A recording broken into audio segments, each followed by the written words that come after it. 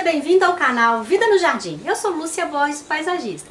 Mais uma vez estou aqui com o Roque Júnior, da Terra Bonsai, para falar um pouco mais sobre bonsai. Mais uma vez, obrigada, Roque, por estar aqui me ensinando e ensinando nossos visitantes aqui do canal a conhecer um pouco mais sobre essa arte.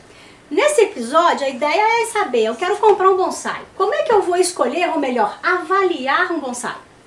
Aí entra diversos aspectos. Um que eu acho assim, o mais relevante de todos, primeiro é seu gosto. Sim.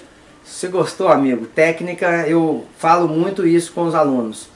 A técnica é para moldar o artista, mas na hora de trabalhar é importante que se trabalhe livre, porque senão não é arte. E outro aspecto interessante também é que entre a técnica e o seu gosto, vá pelo seu gosto. Porque senão fica aquele negócio muito engessado e o bonsai é uma arte, não é uma ciência exata. Então, eu acho muito importante essa particularidade, você colocar o seu gosto na frente aí, eu acho isso aí crucial, importantíssimo.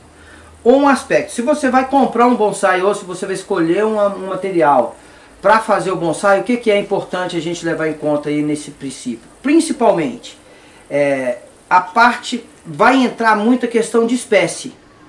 Se eu vou trabalhar com a árvore de folha plana a gente fala de jabuticaba, ficus, jurema, pitecolóbio, sibipiruna, pau-ferro, são todas árvores de folha plana.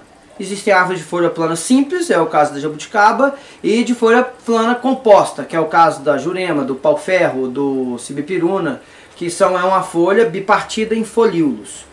Para essas espécies, a característica mais importante é tronco e nebário. O que é o nebário? Nebário é essa região da árvore, a junção das raízes com o tronco. Essa parte, junto com o tatiagare, que é o primeiro terço inferior do tronco, são as duas partes determinantes em uma exposição, por exemplo, de uma árvore de folha plana. A copa, é lógico, ela é importante, porque ela que apresenta a moldura, vamos falar assim, do nebário do tatiagare. Então é importante sim, você não pode ficar deixando de lado a copa, ela ficar toda desgrenhada, toda sem estar com a forma de árvore realmente. É importante que exista coerência em toda a árvore. Mas no tronco e no nebário, o que eu vou buscar? No nebário, quanto mais radial, melhor. Quanto mais raízes distribuídas ao entorno do tronco, melhor. E quanto mais equilibradas as raízes, melhor. O que quer dizer equilibradas as raízes? É importante que elas sejam mais ou menos da mesma grossura. Por quê? Uma árvore velha, muito velha, a gente não está falando de árvore de 40, 50 anos. A gente está falando de árvore de 500, 600 anos, 1000 anos. Essa é a nossa referência artística. Numa árvore com essa idade, ela já cresceu tudo o que ela podia crescer em todos os sentidos, em todas as direções. Então é por isso que é importante que as raízes sejam mais ou menos da mesma grossura, que dá essa impressão, dá essa ilusão de que ela já cresceu tudo que podia em todos os sentidos. No tronco, o que eu vou buscar? Principalmente no tatiagare. Se tiver movimento, o movimento é importante que seja nessa região. Não adianta nada eu ter um tronco reto na saída e depois aqui em cima onde é a copa, tudo cheio de sinuosidade. Não faz sentido. Então o movimento, se tiver interessante, é que seja no tatiagare e que ele seja cônico. O que é cônico? Começa grosso e vai afinando à medida que vai subindo. Outro detalhe interessante, a ausência de cicatriz, principalmente nessa região. Como vocês podem observar aí, vendo a árvore, essa região é uma região que até mesmo aquelas árvores de folha caduca, o que é uma árvore de folha caduca? Aquelas que perdem as folhas todas no inverno. Essa região, mesmo numa árvore de folha caduca ou de folhagem perene, ela vai estar sempre à mostra. Então essa região é importante que ela não tenha cicatriz, que ela não tenha marca de arame, que ela não tenha o que a gente chama de pegada de trabalho, rastro do trabalho que foi feito. É importante que ela seja o mais íntegra possível. Entendeu? Principalmente em folha plana. Quando eu falo de conífera, aí a gente vai pegar uma conífera depois aí, a gente dá um corte e vai para a conífera, para vocês verem a diferença que é de trabalho entre um grupo de plantas e outro.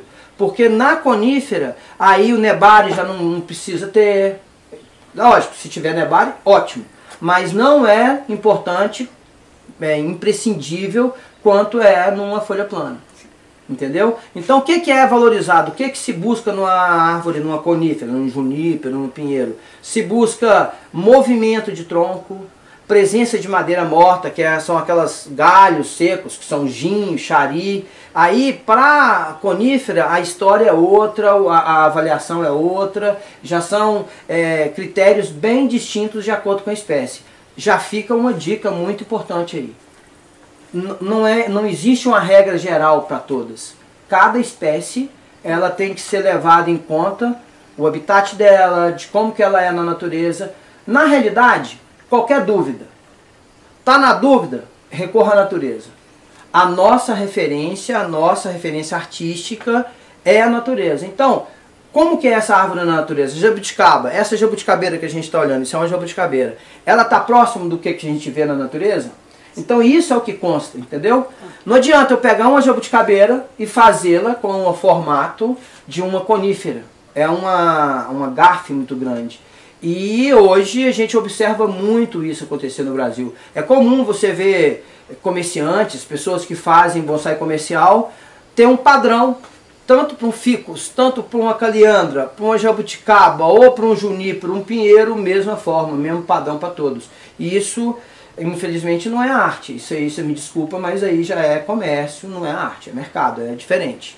Então é importante esse tipo de critério de acordo com a espécie. E a forma que ela está na natureza. Exatamente. A forma que ela está na natureza é o que a gente vai buscar aqui. Só para ilustrar, a gente tinha falado da conífera. Esse é um tipo de conífera, é um junípero. Chama junípero sargente. É muito comum a gente ouvir ele shimpaku, que é o termo de junípero em japonês. Shimpaku quer dizer junípero em japonês. Aqui a gente vai ver tanto essa questão de movimento, que é uma árvore muito mais dramática. Por que essa dramaticidade? São árvores de montanha, são árvores de altitude, elas estão acima de 2, 3 mil metros de altitude. As condições, vento, frio, neve, muito pouca matéria orgânica. Elas então são muito castigadas. É uma condição de vida muito difícil. E interessante porque você não vê, por exemplo, uma jabuticabeira, um ficus ou um jurema, um piteco, com madeiras mortas assim. Por quê? Na altitude, o ar é rarefeito, menos muito frio, menos ação de fungos e bactérias. E insetos também. Ao contrário, as nossas árvores, elas já são num lugar em que é quente, é úmido muitas vezes, e além disso tudo tem essa questão de muita ação de insetos, fungos e bactérias. Então, você não vê uma jabuticabeira com o galho morto proeminente para cima. Você vai ver uma jabuticabeira com um buraco no tronco, que é o uro em japonês. Então aqui nesse caso, aqui a gente vê, quando tem a madeira morta no tronco, aqui é o veio vivo, Onde passa a aqui seiva, é onde sobe a seiva, bruta, faz a fotossíntese e desce a seiva elaborada. É tudo pela casca. Sim. O cerne, aqui no caso está a amostra. Aqui, essa parte é o que a gente chama de shari. Shari em japonês é osso.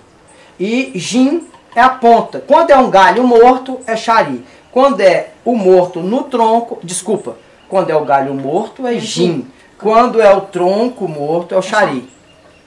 E aqui, nesse caso, dá para ver, porque as coníferas, a maneira de trabalhar é completamente diferente. Tem uma série de critérios que a gente tem que observar. E sempre observando a natureza? Sempre.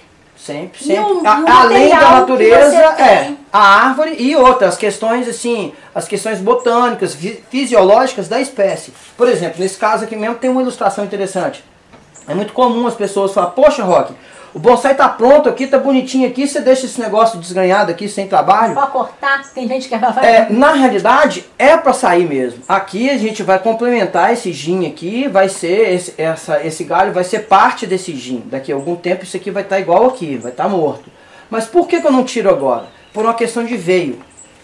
Toda conífera, tanto pinheiro quanto junípero, é muito diferente. Uma jabuticabeira, um ácer, uma azaleia, uma jurema, se eu podo, ela brota. Sim. Eu posso podar e deixar sem broto nenhum, ela brota. As gemas são mais frequentes, mais vivas, né? Não, ela não precisa ter gema latente para brotar. Ela faz gema num tronco sem nada, tronco liso, ela faz gema. As folhas planas. As coníferas não.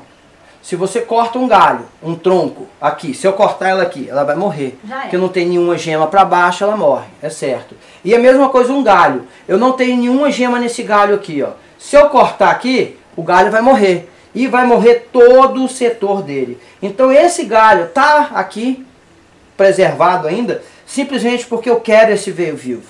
Sim. Então, para preservar esse veio, como eu não tenho nenhum galho para baixo, nenhuma gema para baixo, eu tenho que fazer algum artifício para que ele fique vivo. Então o que eu fiz? Eu peguei um galho que saía de trás e enxertei aqui, não sei se dá para ver. Foi feito um enxerto do galho aqui. À medida que o enxerto pegar no veio, aí eu vou e corto. Muito legal. Entendeu? Então é só para vocês terem uma ideia, para ilustrar essa riqueza que é de variedade de espécies. Pronto, né? Não, nunca. Primeiro, nunca está pronto, e outra, de acordo com a espécie, os procedimentos são diversos. É variado de acordo com a espécie. Eu só tenho a agradecer mais uma vez a participação do Roque. Espero que vocês tenham curtido bastante aí. Quer saber mais sobre o Terra Bonsai? Clica aqui na descrição. E muito obrigado, Roque, mais uma vez. Eu que agradeço a oportunidade, um prazer, e estamos à disposição. Precisou, pode contar com a gente.